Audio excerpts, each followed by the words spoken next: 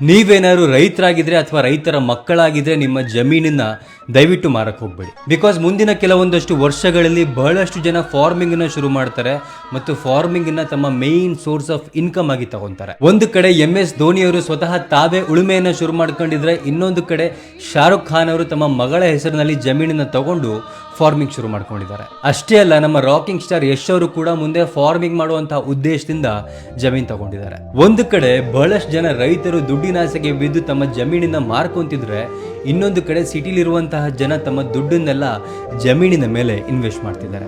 ನಮ್ಮ ಪೂರ್ವಜರು ತಮ್ಮ ಹತ್ರ ಇದ್ದಂತ 1-2 ಎಕರೆ ಜಮೀನಿನಲ್ಲಿ ಕಷ್ಟಪಟ್ಟು ಉಳುಮೆ ಮಾಡಿ ತಮ್ಮ ಮನೆಯನ್ನ ನಡೆಸ್ತಿದ್ರು. ಜೊತೆಗೆ ತಮ್ಮ ಹತ್ರ ಇದ್ದಂತ ಎಲ್ಲ ಮಕ್ಕಳಿಗೂ ಕೂಡ ವಿದ್ಯಾಭ್ಯಾಸವನ್ನ ಕೊಡಿಸಿ ಅವ್ರನ್ನೆಲ್ಲ ದೊಡ್ಡ ವ್ಯಕ್ತಿಗಳನ್ನಾಗಿ ಮಾಡಿದ್ರು. ಆದರೆ ವಿದ್ಯಾವಂತರಾದಂತಹ ಮತ್ತು ದೊಡ್ಡ ದೊಡ್ಡ ವ್ಯಕ್ತಿಗಳಾದಂತಹ ಮಕ್ಕಳು ಯಾವ ಹೊಲದಿಂದ ತಾವು ಅನ್ನ ತಿಂದಿದ್ರೋ, ಯಾವ ಹೊಲದಿಂದ ತಮಗೆ ಎಜುಕೇಶನ್ ಸಿಕ್ಕಿತ್ತೋ, ಆ ಹೊಲವನ್ನ, ಆ ನೆಲವನ್ನ ರಿಯಲ್ ಎಸ್ಟೇಟ್ಗೆ ಮಾರ್ಬಿಡ್ತಾರೆ. ನಿಜ ಹೇಳಬೇಕು ಅಂದ್ರೆ 1 ಎಕರೆ ಜಮೀನಿನ ಬೆಲೆ ಲಕ್ಷಗಳಲ್ಲಿ, ಕೋಟಿಗಳಲ್ಲಿ ಇರಲ್ಲ ಸರ್. ಆ 1 ಎಕರೆ ಜಮೀನಿಗೆ ಎಷ್ಟು ತಾಕತ್ತಿರುತ್ತೆ ಅಂದ್ರೆ, 100 ಜನರಿಗೆ ಅದು ಊಟ ಹಾಕ್ಬೋದು, ಬಹಳಷ್ಟು ಜನರಿಗೆ ಎಜುಕೇಶನ್ ಕೊಟ್ಟು ದೊಡ್ಡ ದೊಡ್ಡ ವ್ಯಕ್ತಿಗಳನ್ನಾಗಿ ಮಾಡ್ಬೋದು. ಸೊ ಹಾಗಾಗಿ ನೀವು ಯಾವ ಫೀಲ್ಡ್ ಅಲ್ಲಿ ಬೇಕಾದ್ರೂ ಇರಿ, ಎಷ್ಟೇ ಎತ್ತರಕ್ಕೆ ಬೆಳೆದಿರಿ, ಹಳ್ಳಿಯಲ್ಲಿರುವಂತಹ ನಿಮ್ಮ ಅಜ್ಜಿ ತಾತ, ನಿಮ್ಮ ತಂದೆ ತಾಯಿ ಮಾಡಿರುವಂತಹ ಹೊಲ ಗದ್ದೆಗಳನ್ನ ದಯವಿಟ್ಟು ಮಾರ್ಕೋಬೇಡಿ. ಈ ವಿಡಿಯೋನ ನಮ್ಮೆಲ್ಲ ರೈತ ಬಂಧುಗಳಿಗೆ ಮತ್ತು ರೈತರ ಮಕ್ಕಳಿಗೂ ಕೂಡ ಶೇರ್ ಮಾಡಿ.